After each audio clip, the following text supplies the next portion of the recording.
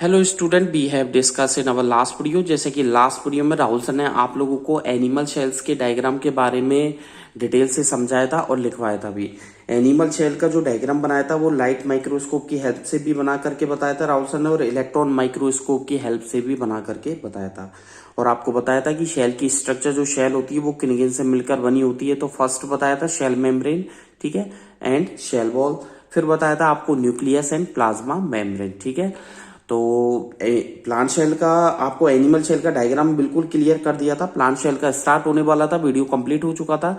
तो वो plant shell का जो डायग्राम है आज की वीडियो में कंटिन्यू करेंगे। तो वीडियो को आगे बढ़ाने से पहले I would like to say to all of 9th class student of Kuhu international senior secondary school Gangapur City, stay at home, safe at home, घर पे रहना है, सुरक्षित रहना है, साइंस को पढ़ते रहना है। कोई भी डाउट हो, if you have any doubt, any query, any questions, you can easily discuss to Rahul sir at any time. So let's come on the topic of diagram of plant cell as seen with light microscope. आपको इस तरीके से, जैसे double bed होता है इस तरीके से बनाना है। पहले ऐसे करना है, फिर ऐसे, फिर यहाँ पर, ठीक है। डबल बेड का जो स्ट्रक्चर होता है आपको इसी तरीके से करना है। ओके, चलें आगे की तरफ बात करें, ठीक है। आपको इस तरीके से राउंड शेप देनी है। मैं बताऊंगा ये क्या है, माइक्रो ट्यूबल्स होती हैं, ठीक है। इसके बाद आ जाइए यहां पर। ओके, यहां से क्या करना है, इस तरीके से आप लोगों को मॉडिफिकेशन, एक सेकेंड, पहले नीचे का स्ट्रक्चर बना देता हूं मैं, इससे आपको प्रॉब्लम नहीं आएगी। ओके, ये नीचे का स्ट्रक्चर बना दिया। ओके, बना दिया। ऐसे करने के बाद आप लोगों को इस तरीके से करना है। ओके, यहां पे आने के बाद आप लोगों को क्या करना है, ठीक है, इस तरीके से आप लोगों को बनाना है।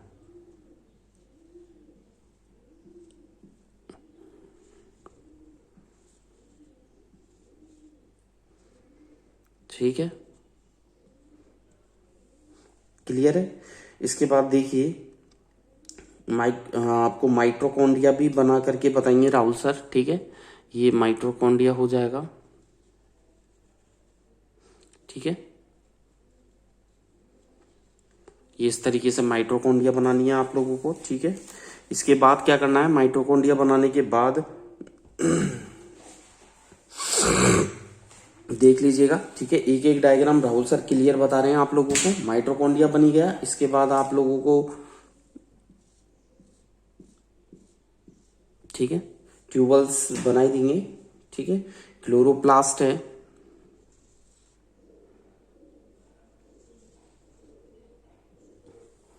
ओके।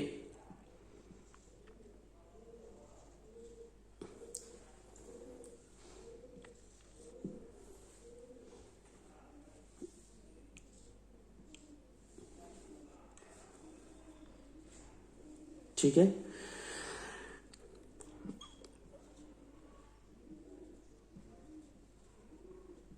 सब्सटेंस इसके अंदर दिखाना आप लोगों को, ठीक है। यहां तक बन चुका है,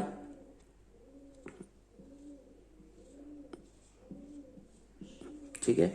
अब इनको, इनका नाम देते हैं, किस तरीके से इनका नाम होगा। ओके, तो नाम देखिए, सबसे पहले माइक्रो ट्यूब, इन्हें बोलते हैं माइक्रो ट्यूबुल। लिखिएगा micro tubule, TUBULE। Okay, micro tubule हो गया इनका नाम, ठीक है। इसके बाद आप लोगों के बहुत कुछ होता है, लेकिन ये न्यूक्लियस कहलाएगा पूरा पार्ट, ठीक है। ये न्यूक्लियर पॉन हो जाएगी ऊपर की तरफ, ठीक है, न्यूक्लियर पॉन, PONE, ठीक है। एक second, nuclear pore, nuclear pore, ठीक है। इसके बाद देख लिए क्रोमेटीन भी है इसमें, न्यूक्लियस भी है। ओके, ये क्रोमेटीन, ये न्यूक्लियस, क्रोमेटीन। ओके, क्रोमेटीन के बाद न्यूक्लियस, न्यूक्लियस हो गया, न्यूक्लियर पोर हो गया, ये हो गया न्यूक्लियर मेम्ब्रेन, राइबोसोम बाहर की तरफ, ये राइबोसोम, ठीक है। ये आपके nuclear membrane, nuclear membrane. Okay, तो ये सब कुछ मिलकर के क्या बनता है, न्यूक्लियस, ठीक है। न्यूक्लियर पोर, क्रोमेटिन, न्यूक्लियस है, न्यूक्लियर मेम्ब्रेन है, राइबोसोम मिलकर के क्या बनता है, न्यूक्लियस। हो गया न्यूक्लियस, लिख दिया। इसके बाद आ जाइए, ठीक है, ये rough endoplasmic reticulum,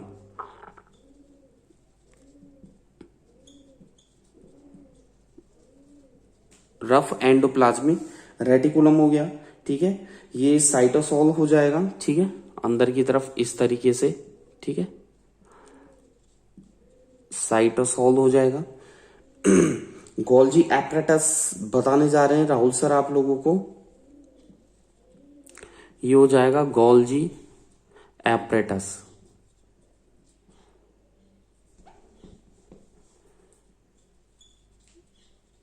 Golgi apparatus, okay. Cell wall जो होगी अंदर की तरफ, ये अंदर की तरफ हो गई आप लोगों के शेल बॉल, ओके। इसके बाद आ जाइए माइट्रोकॉन्ड्रिया, ठीक है। माइट्रोकॉन्ड्रिया जो है ये आप लोगों के हो गई माइटोकॉन्ड्रिया,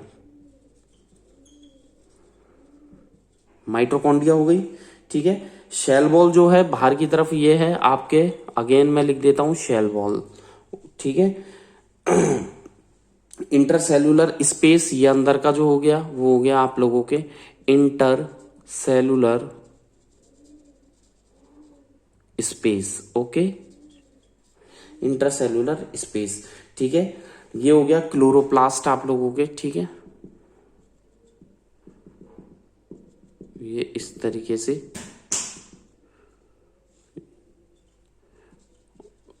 क्लोरोप्लास्ट, ठीक है, ये हो गया आपके क्लोरोप्लास्ट, ठीक है।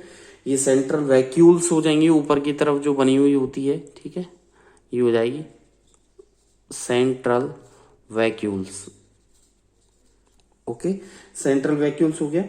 तो देखिए क्या क्या हो गया, सेंट्रल वैक्यूल्स है, माइक्रोट्यूबुल है, क्लोरोप्लास्ट है, न्यूक्लियर पोर है, क्रोमेटिन है, न्यूक्लियस है, न्यूक्लियर मेम्ब्रेन है, राइबोसोम है, इन सबको मिलाकर के न्यूक्लियस बोला जाता है। रफ एंडोप्लाज्मिक रेटिकुलम है, साइटोसोल है, गोल्जी एपरेटस है, देख लीजिएगा, शेल बॉल है, ठीक है, माइटोकॉन्ड्रिया है आप लोगों के। इसके बाद आ जाता है आप लोगों के शेल बॉल है, इंटरसेलुलर स्पेस है, ठीक है। ये आप लोगों के राहुल सर ने डायग्राम बनाया, किसका है, प्लांट शेल का, ठीक है। अगला जो चलते हैं हम बात करेंगे प्लाज्मा मेम्ब्रेन की, ठीक है। किसकी बात करेंगे, प्लाज्मा मेम्ब्रेन। तो प्लाज्मा मेम्ब्रेन होता क्या है इसके बारे में मैं आप लोगों को बताऊंगा, ठीक है। इसको मैं रफ कर रहा हूं, ये देख लिया है आपने। चलिए जी चलते हैं सेकंड हेडिंग पर, बात करते हैं प्लाज्मा मेम्ब्रेन की।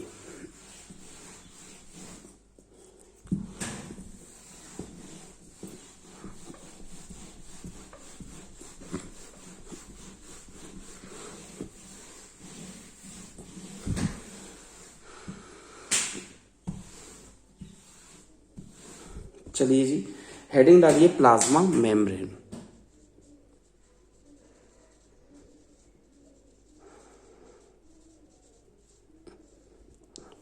प्लाज्मा मेम्ब्रेन, ठीक है। प्लाज्मा मेम्ब्रेन जिसे सेल मेम्ब्रेन भी बोला जाता है, ठीक है। होता क्या है, एक यूनिट मेम्ब्रेन होती है जो कि सेल के जो इंटीरियर है उसको सेपरेट करती है, ठीक है। तो लिखिएगा the plasma membrane, the plasma membrane, okay. Bracket में लिख दीजिए शेल मेम्ब्रेन, दोनों ही नाम रह जाएंगे, ओके। दोनों ही याद करने हैं आप लोगों को, जरूरी नहीं है प्लाज्मा मेम्ब्रेन के नाम से ही क्वेश्चन आए, ठीक है। आपको याद रखना है, इज ए यूनिट मेम्ब्रेन, ये एक यूनिट मेम्ब्रेन होती है, ठीक है, जो कि क्या काम करती है, डेट सेपरेट्स, SEPERATES, ठीक है, द, जो कि क्या काम करती है, that separates the interior, INTERIOR, interior of, ठीक है, किसका इंटीरियर सेपरेट करती है, ऑफ ए शेल, ठीक है। फुल स्टॉप लगा दीजिए, आगे लिखिएगा, it is the outer covering of, it is the outer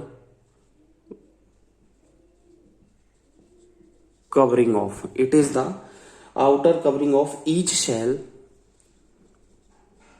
each shell and is present.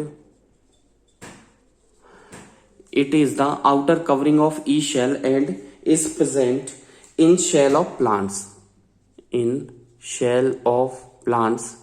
Okay जो प्लांट की शेल होती है, एनिमल की होती है, माइक्रो ऑर्गेनिज्म की शेल होती है, उनमें प्रेजेंट होती है, कॉमा एनिमल्स की शेल में भी होती है, एंड माइक्रो, ठीक है, क्या लिखा, cell of plants, comma animals and micro organism,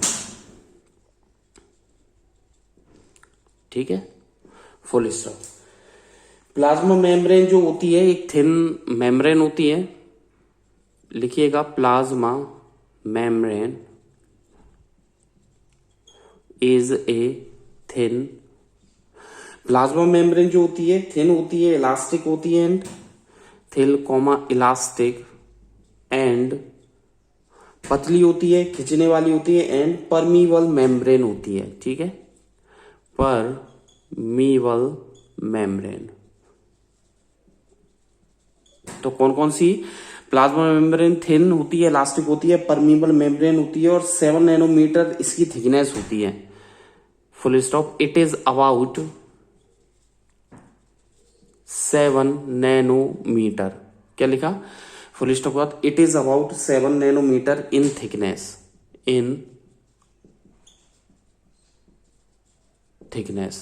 तो it is about 7 nanometre in thickness, ठीक है।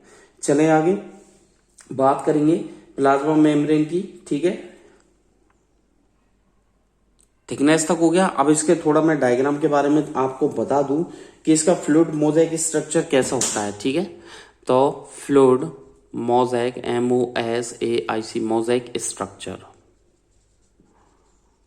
ठीक है, तो fluid mosaic structure of plasma membrane,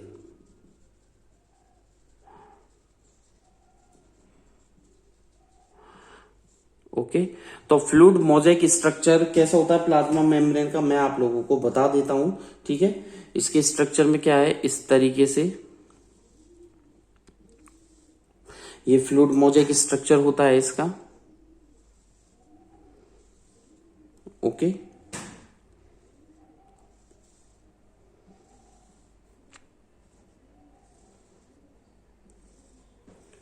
ठीक है, और ऊपर की तरफ यदि हम देखें,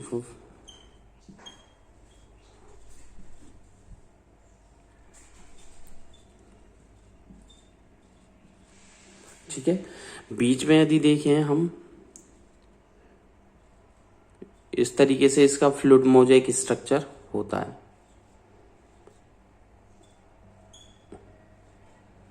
ठीक है, इस तरीके से स्ट्रक्चर होता है ये। और आगे बात करें तो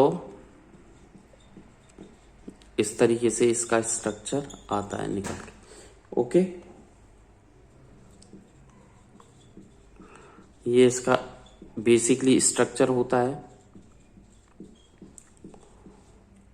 ठीक है।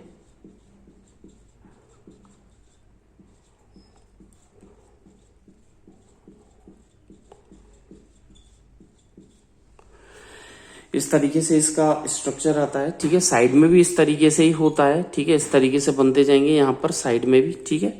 तो ये जो होता है ये प्रोटीन मॉलिक्यूल्स होते हैं, ठीक है, ये प्रोटीन मॉलिक्यूल्स होते हैं, ओके, प्रोटीन मॉलिक्यूल्स होते हैं, ठीक है। इंटरनल सरफेस अंदर की तरफ जो होती है वो होती है internal surface membrane, okay, internal surface membrane होती है, ठीक है। और कार्बोहाइड्रेट जो चेन होती है वो ऊपर की तरफ देखोगे आप, कार्बोहाइड्रेट चेन है, कार्बोहाइड्रेट चेन, ठीक है, कार्बोहाइड्रेट चेन हो गई, ठीक है। ये ग्लाइकोप्रोटीन होते हैं, ये इस तरीके से बीच बीच में, ये हो गया आपके ग्लाइकोप्रोटीन, ओके, ग्लाइकोप्रोटीन हो गया, ठीक है। एक्सटर्नल सरफेस मेम्ब्रेन ऊपर की तरफ आप देखोगे, ये एक्सटर्नल सरफेस मेम्ब्रेन, ओके। तो देखिए एक्सटर्नल सरफेस मेम्ब्रेन है, कार्बोहाइड्रेट चेन है, ग्लाइकोप्रोटीन है, प्रोटीन मॉलिक्यूल्स हो गया, इंटरनल सरफेस मेम्ब्रेन हो गई। ओके, चलें, मैं आपको ये बताना चाह रहा हूं कि जो प्रोटीन प्रेजेंट होता है, नीचे स्टार लगा करके लिखिएगा, एरो लगा करके इसमें, ठीक है, स्टार लगा करके लिखिएगा प्रोटीन, ठीक है। जो प्रोटीन होता है present with in the membrane, present with in the membrane, protein जो प्रेजेंट होता है मेम्ब्रेन पर, और ठीक है, जरूरी किस लिए होता है, are essential for the functioning, ठीक है, फॉर किसके लिए जरूरी होता है, ओवरऑल जो मेम्ब्रेन होते हैं उसके फंक्शन के लिए, ऑफ ओवरऑल मेम्ब्रेन, ओवरऑल जो मेम्ब्रेन होते हैं उसके फंक्शन के लिए जरूरी होता है इसके फंक्शंस, ठीक है। दीज प्रोटीन, फुल स्टॉप लगा करके लिखें, दीज, फुल स्टॉप लगा करके लिखें, दीज प्रोटीन्स मेनली, इसके जो प्रोटीन्स होते हैं वो क्या काम करते हैं, ट्रांसपोर्ट करते हैं केमिकल्स को, मेनली ट्रांसपोर्ट केमिकल्स एंड, ठीक है, इंफॉर्मेशन को भी ट्रांसपोर्ट करते हैं अक्रॉस द, ठीक है, इंफॉर्मेशन अक्रॉस द मेम्ब्रेन, ठीक है। और जो भी मेम्ब्रेन होती है वो प्रोटीन कांटेक्ट में रहती है, या फुल स्टॉप के बाद लिखिएगा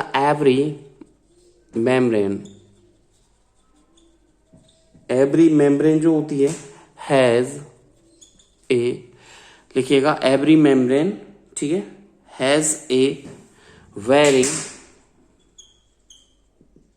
ठीक है, हर एक जो मेम्ब्रेन होती है वो प्रोटीन रखती है, डिग्री ऑफ प्रोटीन,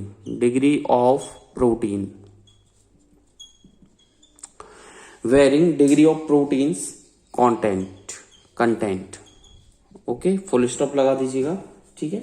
और आगे लिखिएगा दे कैन आइदर बी, ठीक है, दे क्या लिखा, दे कैन आइदर बी, ठीक है, क्या करती हैं, serving, SERVING, serving an enzyme, enzyme को सर्व करती है, एंजाइम देती है, ठीक है, और क्या काम करती है, ट्रांसपोर्ट करती है प्रोटीन्स को, एंड ऑल्सो ट्रांसपोर्ट प्रोटीन्स, ठीक है, enzymes and also transport proteins, ठीक है, फुल स्टॉप लगा दीजिए। अब आप आ जाइए, फंक्शन बताते हैं राहुल सर आप लोगों को किसके, प्लाज्मा मेम्ब्रेन के फंक्शंस, ठीक है, इसको रफ कर देते हैं। प्लाज्मा मेम्ब्रेन के आप लोगों को फंक्शन बताते हैं, ठीक है, ये रफ कर दिया, ठीक है। आगे हेडिंग डालिए, functions of plasma membrane, functions of plasma membrane.